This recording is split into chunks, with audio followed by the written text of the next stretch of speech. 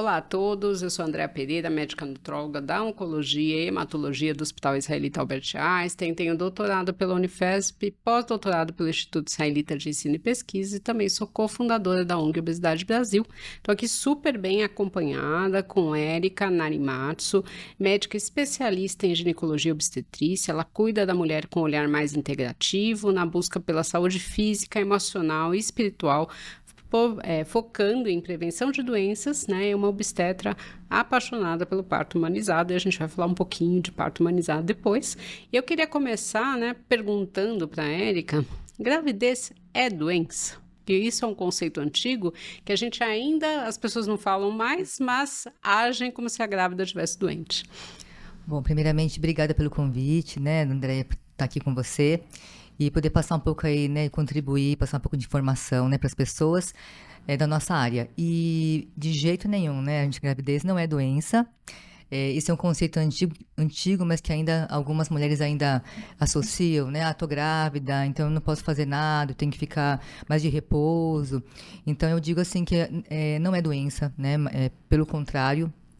Eu vejo também mulheres que, quando engravidam, daí elas têm, assim, sabe, um despertar. Ai, agora eu vou me cuidar, porque agora não sou só eu, tenho ainda agora um bebê aqui dentro de mim, né? Então eu vou comer melhor. Algumas começam a comer melhor, realmente, começam a...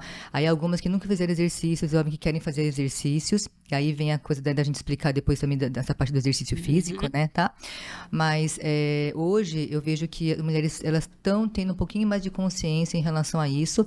Mulheres hoje, a maioria trabalha fora, então continuam com as suas atividades normalmente, né? Dependendo da atividade que elas fazem, podem continuar trabalhando. E então, gente, não é doença, né? A gente precisa realmente ter esse olhar de autocuidado nesse momento, porque a gente está cuidando da gente e cuidando de mais um ser, né? Mais um bebezinho ali dentro da barriga. E que a gente vai ter que nutrir esse bebê, a gente vai ter que cuidar, né, dele até o nascimento. Então, essa coisa de achar que é doença, a gente sabe que hoje, né, não tem nada a ver com doença, gestação, pelo contrário, né, eu falei, é mais uma vida que está chegando, tá? Então, é vida, não é doença, não. É até interessante, porque se você pegar o primeiro trimestre da gravidez, é considerado doping, né? Você não pode competir no primeiro trimestre da gravidez, porque aumenta a produção de energia e geralmente a pessoa tem uma performance melhor, né? Tirando uma grávida que tem algum problema, né? Tem as exceções, mas de um modo geral, a gente vê isso, e as pessoas ficam com medo, né, de ter uma queda de energia. E tem uma pesquisadora italiana que ela começou a ver que quanto mais a grávida se movimenta, mais migração neuronal você tem. O que significa isso? O bebê fica mais inteligente. Então é muito importante você realmente se movimentar, né? E não ter esse conceito, né, de que, não, agora eu tenho que ficar quieta, não faço nada. Né? E também a gente vê que hoje as mulheres têm engravidado mais tarde, né, por conta do trabalho. Sim. Então, ela tem uma outra concepção, né, você tem um planejamento. Mas eu acho que é importante focar nisso, né, de falar. O que a gente fala, até por ser um pouco mais tarde, para, assim, evitar carregar, por exemplo, um peso muito excessivo, coisa que ela não está acostumada, né? Então, a gente tem realmente alguns cuidados, a gente fala porque está gestante, né? E se ela é uma gestante de baixo risco, ela não está limitada, né, a fazer coisas. É claro que a gente sempre tem aquelas orientações em relação a algumas mudanças na alimentação, algumas mudanças em relação à atividade física. Então, eu falo, olha, você pode fazer exercício, se você já faz, né, você já tem costume, então você só diminui um pouco o peso, diminui seu ritmo, né, mas você não precisa parar, porque o movimento é muito importante mesmo, né. Aquelas que nunca fizeram nada, aí realmente a gente orienta em alguns casos. Bem mais leve, né? Vamos primeiro fazer, né, os exames, é tudo ok com a tua gravidez, não tem, né, nenhum fator de risco. E aí ela começa sempre mais com caminhada, uma coisa mais leve, e depois a gente vai indicar os exercícios mais adequados para a gestação, né? Sim, inclusive, né, até a gente, vamos aproveitar, a gente já fala disso, né, de atividade física. Se pode fazer, né, você já falou que sim. A gente sabe que um grande risco para pessoa que está grávida é o aumento, né, da frequência cardíaca que leva ao aumento da temperatura interna. Então, assim, que isso sim é teratogênico, né, que pode causar problemas para o bebê. Então, realmente a pessoa pode continuar fazendo atividade física desde que não suba muito a frequência. Então, é legal ter um Exato. profissional para explicar isso, né? Se a pessoa faz musculação, exercício de força, você tem que diminuir também Isso, a diminuir a quantidade, carga, né? Porque isso. você pode também causar uma pressão intraabdominal, isso pode ser ruim, né, para o bebê. E para quem nunca fez, né? Eu tenho pacientes que vêm, nunca correram, resolvem correr na gravidez. Eu sempre falo, não, você vai começar a caminhar.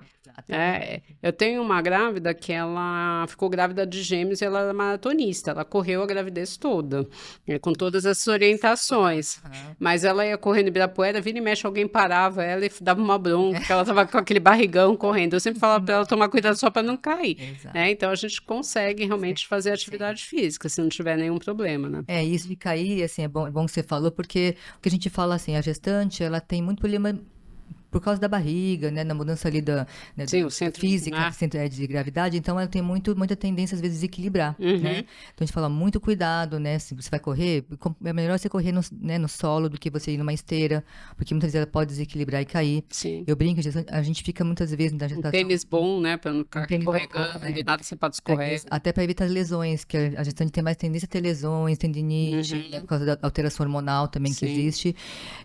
Então, existe uma chance maior de ter lesão, né? E articular, inclusive. É porque você fica mais flexível, Exatamente, né? Por aumenta a causa todo flexibilidade. hormônio, você acha que tá arrasando ali, pode machucar, né? Exatamente. Então, eu tenho essa orientação.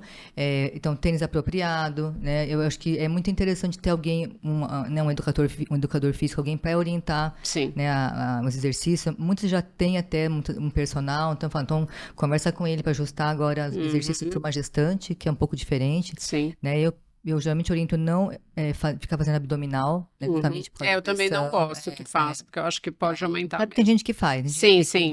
Tem que fazer Até com crossfit, a gente faz menos crossfit e intensidade, continua, mas né? é difícil às vezes a pessoa controlar, né? Eu acho que assim, é um pouco mais delicado. E lembrar também que existem alguns casos de mulheres que têm descolamento do saco da gestação no início. Então, primeiro trimestre é uma fase realmente um pouco mais delicada, porque é uma fase que existe o risco de abortamentos também, né? Então, a gente sabe que, né, 1/4 dessas mulheres podem ter um aborto na gestação. Então, aquela que não fazia nada e começar a querer fazer algo, né, uma atividade física um pouco mais intensa, a gente pede para esperar um pouco mesmo, tá? Mas se tiver tudo ok, a gente vai liberando e a gente vai orientando. O que eu gosto, assim, o que eu oriento muito, assim, nas gestantes, são exercícios que fazem que alonga bastante. Então, yoga, pilates, né, exercícios que geralmente é bem-vindo na gestação. E a saúde mental também, Também, né? O yoga já medita junto, respira, aprende a respirar melhor. E água, né? Porque assim, a hidroginástica, a natação, são exercícios que, como por serem água, ajuda muito na parte da retenção de líquido. Então ajuda a não inchar, né? E também não força a articulação. Então a gente acaba recomendando principalmente essas quatro modalidades para quem não faz, né? Agora, aquelas que já fazem musculação, a gente fala, não, continua com a musculação, né? Não tem problema, só diminuir a carga, né? É isso que você já orientou mesmo. Então, geralmente eu peço para a gestante usar algum medidor de frequência cardíaca para ela ficar acompanhando. Como faz muito exercício na água, de preferência prova d'água, a gente tem que ver cada caso, se vai ter uma frequência máxima que você pode atingir, então isso precisa ser conversado. Sim, sim. Né? Mas não fazer nada novo, acho que assim, alguma coisa leve até tudo bem, né? Você começar um yoga, um pilates, um alongamento, mas não começar a correr, né? Se você não nada, vai começar com uma hidroginástica, né? Isso eu acho que vale para qualquer pessoa. A pessoa nunca correu, vai começar a correr, não. Começa a andar, né? Vai se machucar, não tem jeito. Sim. E assim, a gente começou a falar que hoje tem uma procura, né, maior das mulheres acima dos 30 anos, porque antes você engravidava muito cedo, né?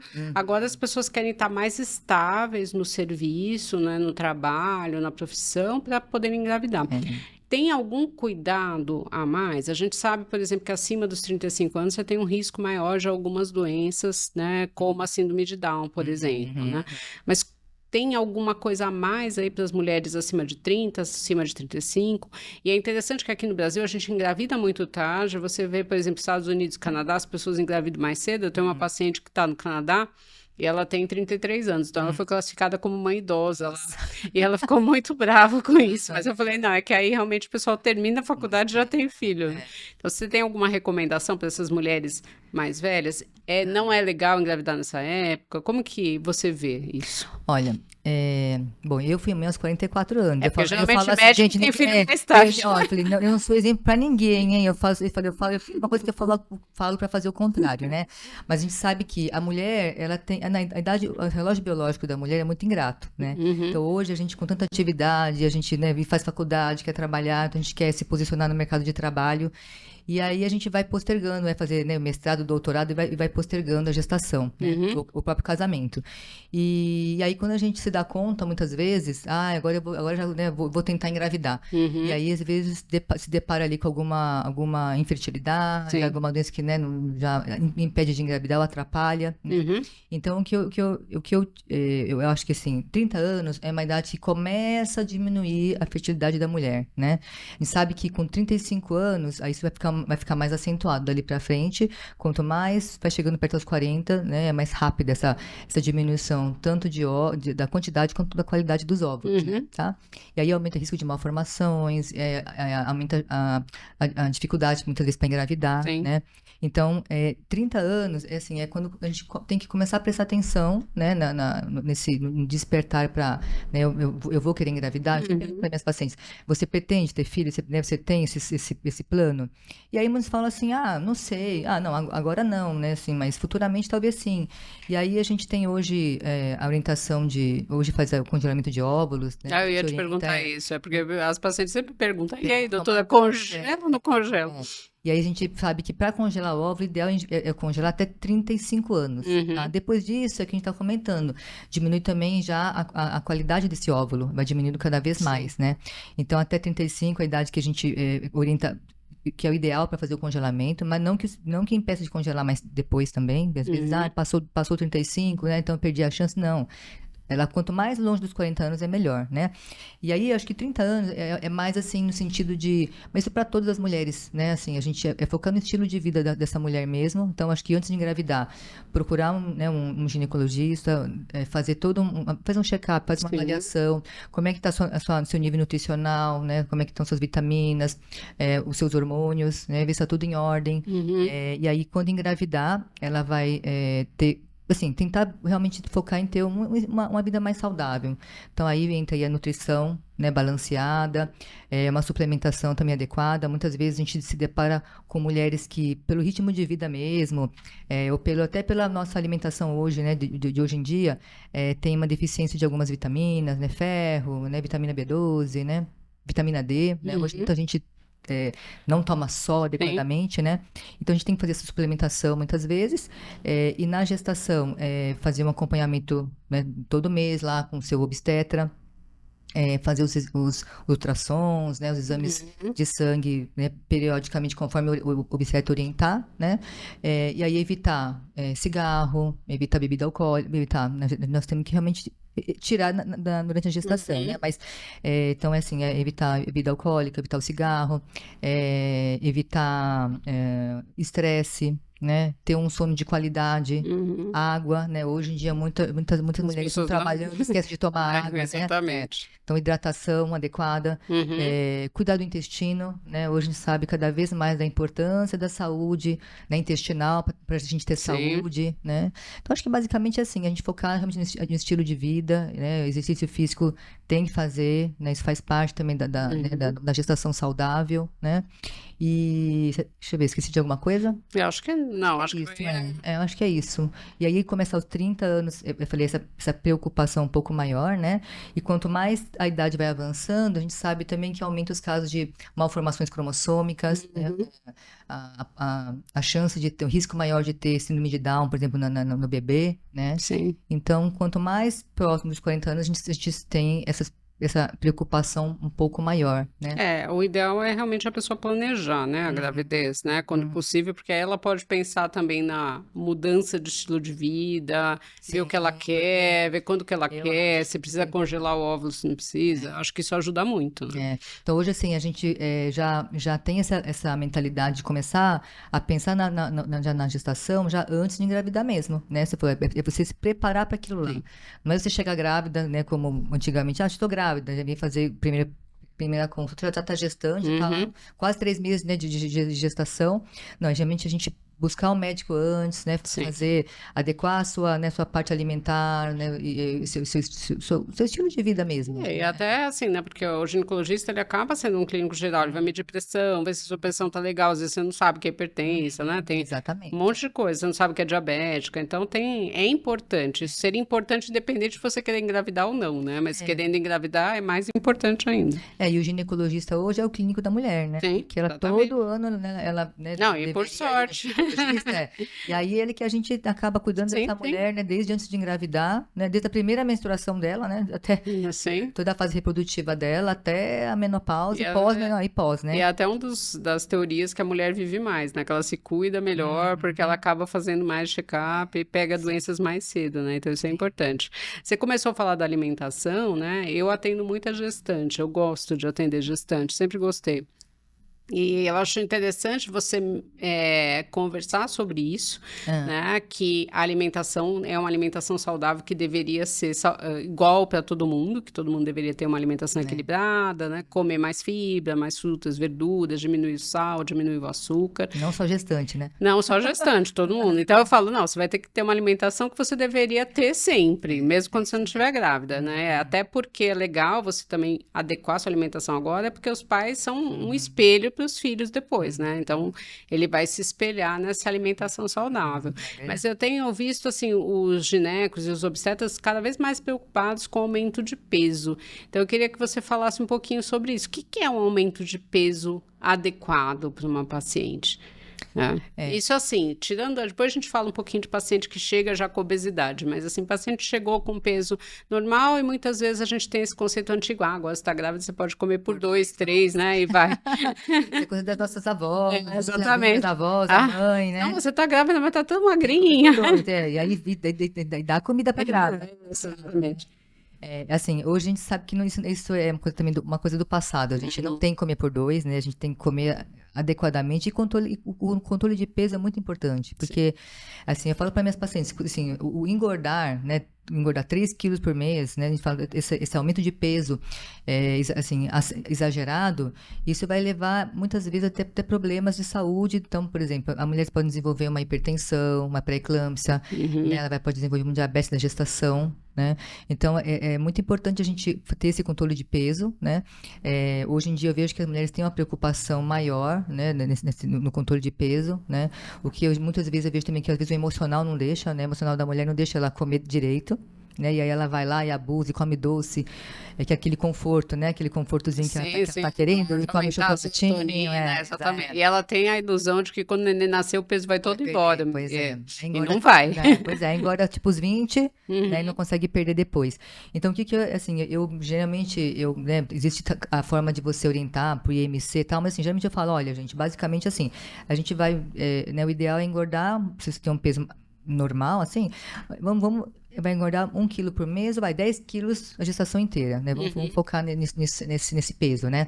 E aí, cada mês que ela vem, a gente vai pesar, tudo. Então, assim, a gente vê que se ela ficar atenta, né, à alimentação, né, a exercício físico, né, ela consegue, né, engordar lá, né, os 10 quilos, né, na gestação inteira, né? Sim.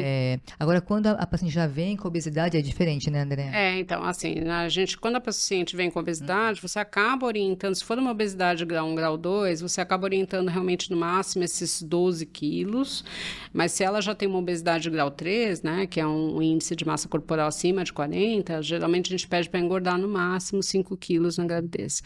Isso não tem prejuízo nenhum para o bebê, porque, na verdade, se o bebê precisar de mais, ele acaba usando a reserva que essa paciente tem já tem uma... E diminui riscos, né, dessa paciente ter complicações também durante a gravidez, porque com a obesidade você já tem mais riscos, Sim. inclusive de infertilidade. É muito comum a mulher com obesidade não conseguir engravidar, né? Então a gente tem esses riscos, e o que a gente tem visto aumentar muito, né, no Brasil, hoje a gente é o segundo do mundo em cirurgia bariátrica, são as mulheres que fazem a cirurgia bariátrica e engravidam. Geralmente a recomendação é esperar 1 a 2 anos pós-cirurgia para engravidar, mas como essa mulher não conseguir engravidar antes, ela começa a perder peso, ela fica fértil, ela não toma, acaba achando que não vai engravidar, engravida no meio. Porque aumenta a fertilidade. Exatamente, né? E não só a mulher, o homem também tem a mesma coisa, né? Então o parceiro faz a bariátrica, a mulher acaba não tomando cuidado porque não engravidava antes, engravida, mas aí, né? O grande problema da mulher que faz a bariátrica são as deficiências nutricionais. Então, a orientação que a gente tem, como na gravidez você tem uma tendência a reduzir ferro, né? É muito comum as mulheres terem que repor ferro sem bariátrica. Sim. Então, a gente tem que fazer todo um perfil nutricional quando ela descobrir que está grávida, de preferência antes, né? Se ela se planejar. E aí você deixar essa... Planejar, né? deixar essa paciente bem nutrida. E sabe que independente da bariátrica, eu pego as mulheres, uma grande maioria com a ferritina, com a reserva de ferro baixa. É muito comum, por causa da menstruação. A B12 também, né? Assim, também a gente pega bastante pacientes com B12 baixa, vitamina D. A gente tem um outro lado que são as mulheres vegetarianas e veganas, que também que aumentou bastante. Exatamente. E às vezes elas não, por mais que você coma direito, é difícil ter a quantidade adequada de ferro, né, de B12, então muitas vezes você também tem que suplementar essas mulheres. Eu estava também, né, eu estava estudando e vendo que assim, o ferro vegetal é diferente do ferro animal, né, de aproveitar, né? O aproveitamento é diferente. Absorção. Às vezes eu vejo muito assim, não, mas comer uma verdura verde escura é a mesma coisa que comer um bife. Não é. Você precisa comer muito mais. Exatamente. Né? Uma verdura verde escura, uma quantidade maior para ter o mesmo aproveitamento do ferro. Porque daí o ferro animal, assim, ele que já meio que, né, ele é mais fácil. Preparado. Você tem que ter todo um metabolismo ali para você poder aproveitar aquele ferro. E às vezes a pessoa não come, não, assim, a pessoa sendo vegetariana ou vegana, ela tem que ter uma orientação do quanto ela precisa comer para ela não ter deficiências. E a mulher, como ela perde sangue todo mês, né, pela menstruação, ela perde ferro todo mês. Exatamente. Então é muito comum a mulher ter ferro baixo. Dificilmente eu pego um paciente homem com ferro baixo. Quando eu pego, eu vou investigar. Porque alguma coisa tem, né? Se ele não tem uma restrição nutricional. Exatamente. Então tem alguma coisa errada aí.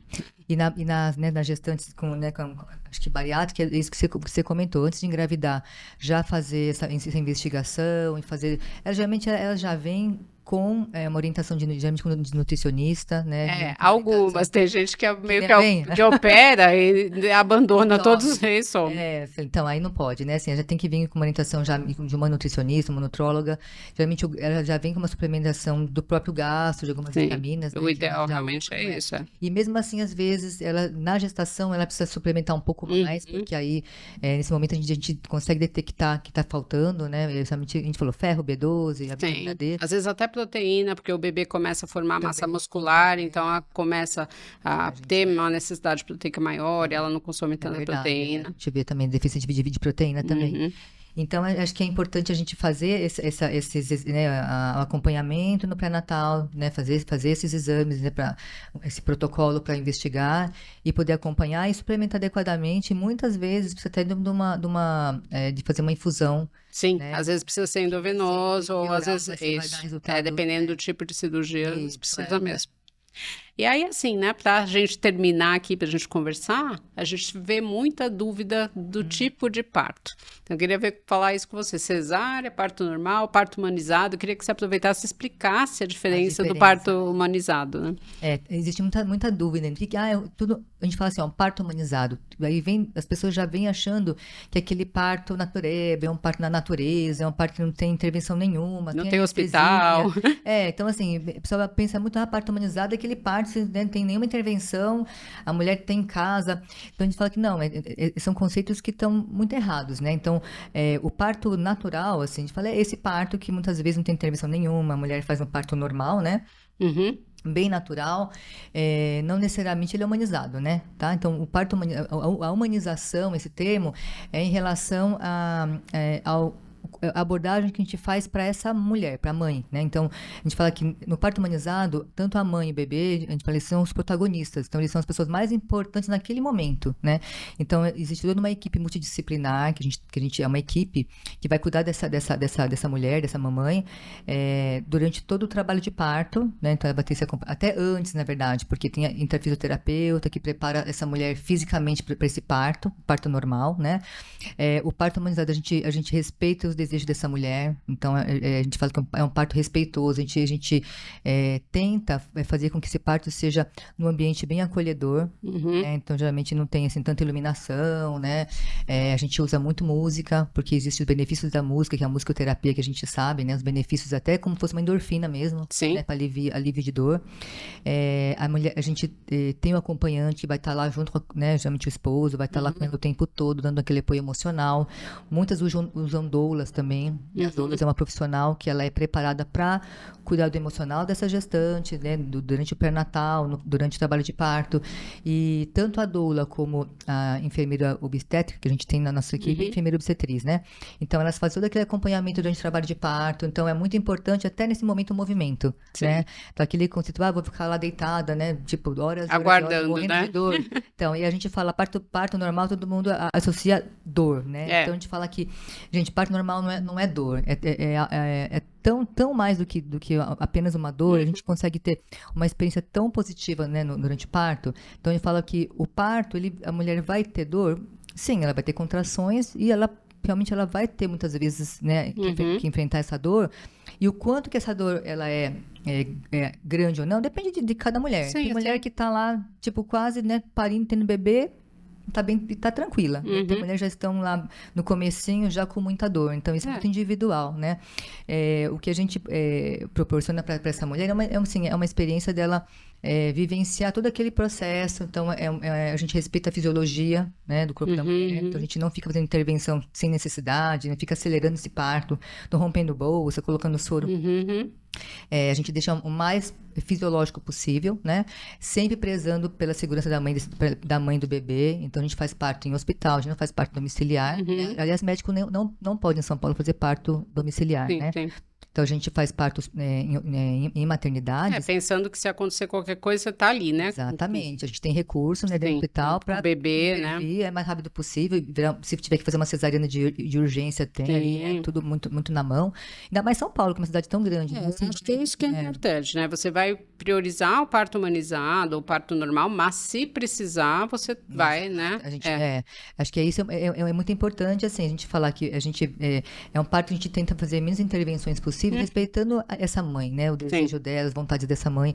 Mas é claro, sempre priorizando a segurança dos dois, da mãe e do bebê. Então, em qualquer momento, a gente vê que há necessidade, a gente, né, se precisar, a gente vai para uma cesariana, porque a cesariana também, a gente não tem que endemonizar a cesárea. A cesárea também, ela salva vidas, né? Ela tem a importância dela.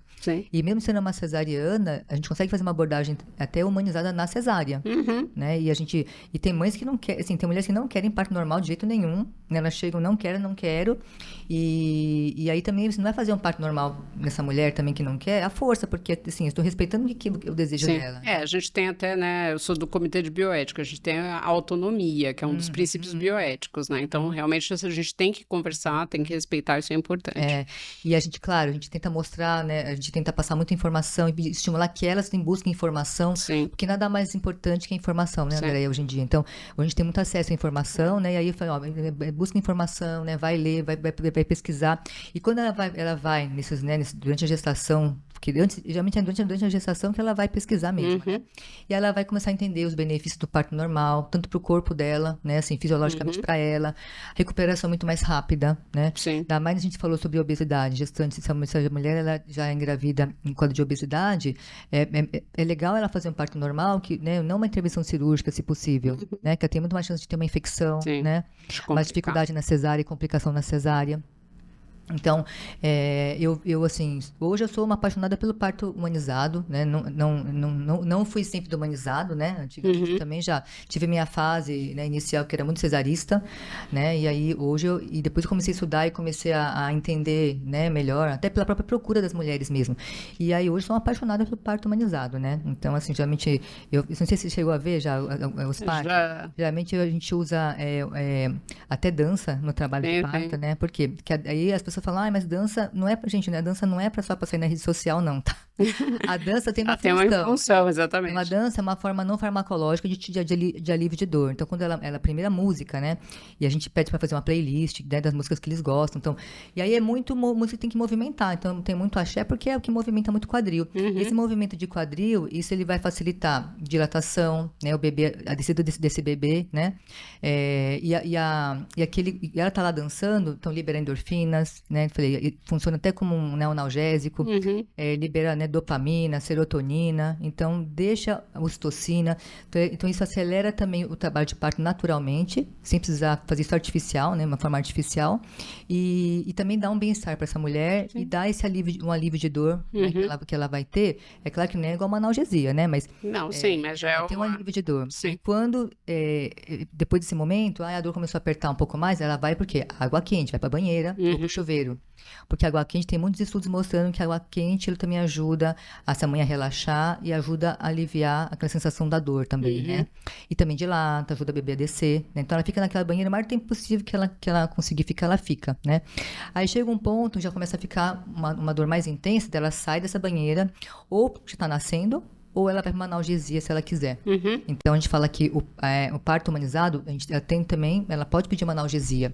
Eu acho que isso é legal também, porque muita gente endemoniza a anestesia, Anestesia. né? Mas assim, o primeiro, né, que o médico que criou a anestesia, ela criou para o trabalho de parto, É. né? Porque ele tinha dó da mulher sofrer. Uhum. Então, assim, realmente, se você fizer de uma forma segura, também é possível. Então, tudo tem que se Eu- conversar com o seu ginecologista, né? Exatamente. E assim, um profissional que saiba fazer isso para o parto normal, porque Sim, também o tem pessoal isso. fala muito, né, o pessoal que é muito radical, né, fala, não pode fazer anestesia, porque quando você anestesiar, vai cortar o trabalho de parto, né, vai tirar a contração e vai virar uma cesárea. Uhum, Então a gente fala que não, que assim, se o profissional anestesista que, né, ele está acostumado a fazer isso para o parto normal, uhum, ele vai fazer assim, de pouquinho em pouquinho, porque assim, ele vai pegando aquela anestesia até o ponto ideal, que é o quê? Tirar a dor, aliviar a dor, mas não tirar a contração. sim. Então, minhas pacientes que a gente tem até, né, tem até no meu Instagram, Uhum, elas estão anestesiadas, você vê até o catéter aqui, mas uhum, elas estão dançando. sim. Então, você vê provando que não tira movimento, não tira as contrações, né? Então, ela consegue seguir ali, dali pra frente, de uma forma mais confortável, né? Sim, Até dançando, né? Até se sim. divertindo e sem dor, né? Ela consegue levar esse parto até o final sem o sofrimento. Então, hoje, com a analgesia, melhorou muito. Sim, com Antigamente certeza. melhorou muito, né? Antigamente não tinha, hoje tem analgesia. Uhum, E aí eu falei também da cesárea. E mesmo sendo a cesariana, existe também o foco da humanização. Então, o sim. que é uma coisa importante da humanização que eu vejo? Aquela primeira hora do nascimento do bebê. Então, assim que o bebê nasce no parto normal ou no parto cesárea, se ele nasce bem, a gente já deixa ele diretamente com a mãe. Uhum, Aquele contato pele a pele, né? Mãe e bebê.